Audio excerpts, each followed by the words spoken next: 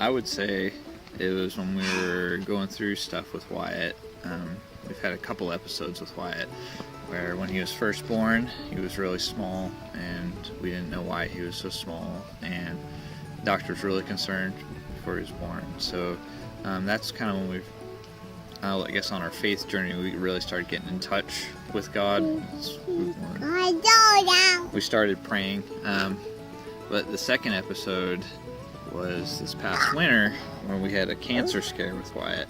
He has a lump on his arm, and so he's got the lump on his arm, and doctors were convinced it was cancer. We got to the point where he was going into surgery to have a biopsy done of it, to put a port in for chemotherapy, to have lymph nodes removed, like the whole deal. And so there was a lot of praying on our part. A lot of praying. And I know the biggest moment for me personally was I got to a point where I couldn't handle the stress anymore, and I just had to basically tell God to take over, that he needs to carry us through this. And the amazing thing is when I kind of had that talk with God, I could almost feel him pick me up. And so that was a huge connection with God that I had personally. And then Wyatt goes into surgery, the doctor comes out about 2.5 hours earlier than we were expecting him and says it's not cancer. He cut into it, it clearly was not cancerous, and he's going to be fine. So, God, carried us through it, and in the end, he really came through. He answered our prayers, and the doctors were almost baffled by it. So we really look at that as a miracle in our lives. And prior to that, we'd still had a lot of questions about our faith and about God, and we really wanted to become more involved in Faith Bridge, but there were still some questions and doubts, and it was like right after that had happened, everything was just very clear for us. So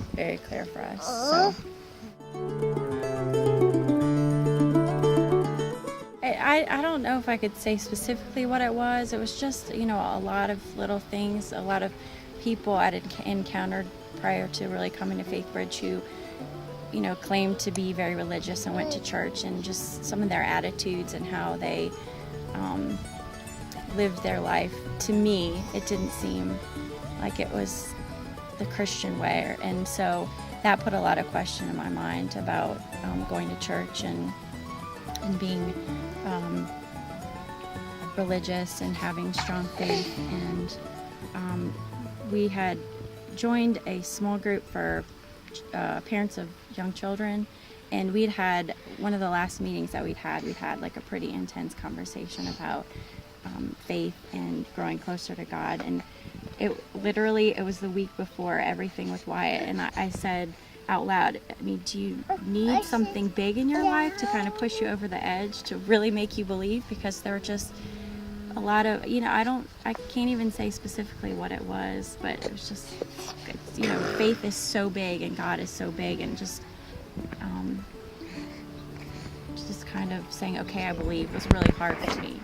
So without anything strong. And so with everything that happened with Wyatt, it was like, okay, that is the big thing. That is what's showing me that God is real, and I can believe because he answered our prayers.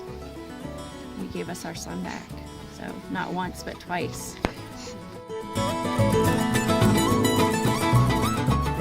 I think for me, I've always been like a scientific type of thinker, and I went a long time without going to church. I went a long time saying I was either atheist or agnostic, and it's just because I couldn't rectify the facts in my brain, and that's still kind of the hard part for me sometimes, is finding the balance between faith, what comes from the heart, and then what my brain is trying to tell me. So I think that's one of the trickiest parts for me. But one of the things that I found really comforting since I've been coming to Faith Bridge is that Mary Ann has made it clear it's okay to have questions, and that actually meant a lot to me to hear that it's okay to have these doubts and questions and wonder about this stuff.